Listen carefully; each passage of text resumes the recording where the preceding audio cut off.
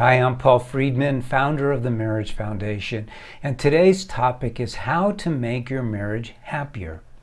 Oftentimes, I will list 5 ways or 10 ways, and this time I'm going to focus on just one way to make your marriage happier that is sort of all-encompassing, and it's profound and it's deep, so you really need to pay attention.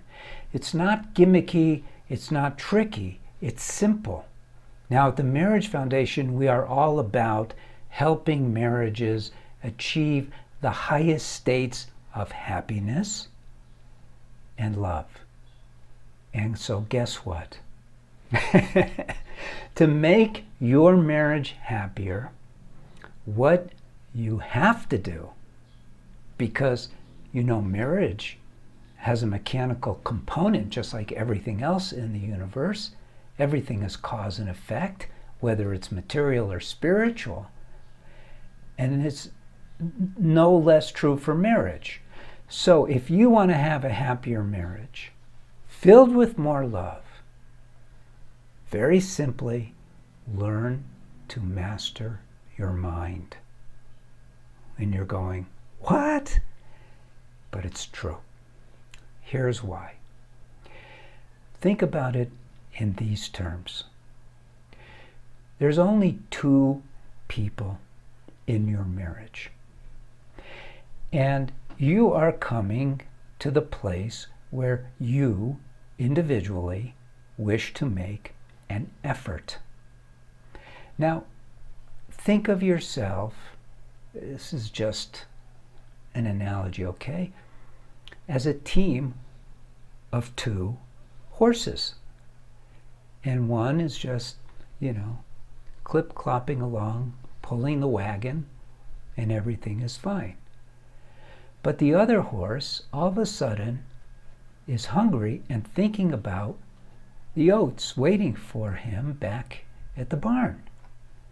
And all of a sudden, his pace steps up a little bit, and the other horse is going, why not? And starts going along too. When there's just 2 of you, if one of you makes a greater effort in whatever direction, then the other benefits and follows suit. It is just the way it is. So if you want a happier marriage, you want to make yourself happier. How do you do that? The answer is very simple. By mastering your mind. Let me connect the dots for you.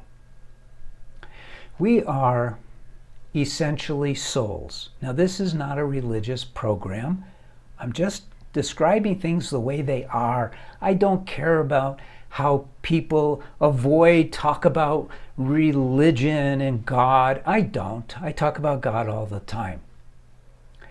Without a religious component. Don't forget, religions are sort of the governments over a particular path to God, you might say. But there's still universal truths. One of those universal truths is that we are individual souls. What's a soul? Soul is part of God. God created man in his image. This is true in every scripture that we read. Well, he's not talking about arms and legs, fingers and toes. He's talking about our essence, who we are. We're souls. And so it's sort of like, let's use this, the ocean. And isolate one drop of the ocean and give it a consciousness. And that one drop can either say, I am a drop in the ocean, or could say, I am a drop. What ocean? Or it could say, I am the ocean, because it's part of the ocean. Our soul is part of God. Now we can't say, I'm God, because we don't know that, but we know that we have all of the attributes.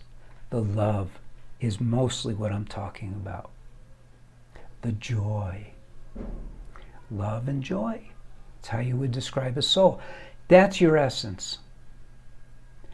When you connect to that essence, and I'm going to come back to make this all realistic, when you connect to that essence, you then are happy. It's impossible not to be. I know this for a fact because I'm a meditator. And meditation is all about re-identifying ourselves as a soul. Now, you don't have to be a meditator to achieve this, because remember, you are the soul. Well, what's in the way of your recognizing yourself as happiness, as joy, as love? Well, you're a soul, but you have a mind and you have a body. So picture this. You started as a soul. You become a human being. You become either a man or a woman. You become either a husband or a wife. But your essence is still the soul, all love. What is in the way of your experiencing that is the mind, because without you mastering the mind, you the soul mastering the mind, your body, which has its drive to survive, you know about that, it is mastering your mind. It is telling you what to do. It's reminding your mind of all the dangers because it's driven to survive. It's selfish. The body is selfish. The body's all about survival. Food, water, safety, opportunity for propagation, etc. Without the influence of you as a soul injecting love into your behaviors, and your behaviors are thoughts, that's a behavior, feelings, speech, action, those are all behaviors.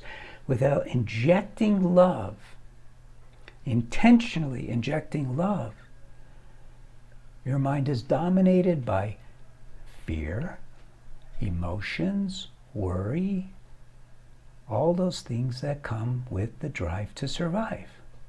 But when you begin to master your mind, then you come through. Okay, how do you do that? Well, I created a technique called the SO technique. There's other ways, obviously. This is not a new problem of allowing the heart to open. It's been there since man has been here. But I created a technique that's specific for marriage in that context, where you use the SO and you learn how to overcome these rude behaviors that interfere with happiness. Now, this happens quickly once you start up, and that happiness will then go into your marriage. Your spouse will pick up on it, and your marriage will be happier. Get it? So I like this topic because I got an opportunity to explain things that normally you would only hear in the courses that we have, and they're very valuable, or reading one of my books. But I like giving away stuff too. It's more fun. So join me again sometime. I'm Paul Friedman. I founded the Marriage Foundation. Subscribe to the channel so you could learn more about marriage. And there's many topics, so we'll definitely hit on some that are of tremendous interest to you. And my blessings to you, my friendship to you. Thank you, and God bless.